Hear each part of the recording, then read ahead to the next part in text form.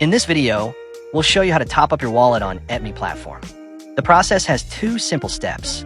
Step 1. Link your bank account to your ATME account. Start by going to Profile, then Bank Accounts, and click Add New Account. Enter your bank account details and click Confirm to submit the form for review by the ATME team. The account will appear in the bank account section with the status reviewing. The review may take a little time. Once the account is verified, you'll receive an email notification and the account status will change to verified. You can now send funds from this account to your ATME wallet. You can also withdraw funds from your ATME wallet back to this account.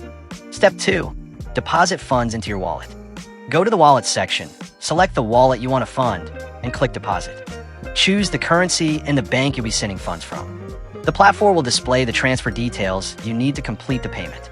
Next, open your banking app and make the transfer using the details provided. Be sure to include the reference ID from the transfer details in the payment description or comment. This is required to correctly identify your deposit. Once the funds are received, the transaction will appear in the activity section with a pending status. After ATME completes processing, the status will update to successful. You will receive a confirmation email, and the funds will be reflected in your wallet balance. You're now ready to purchase tokens on ATME.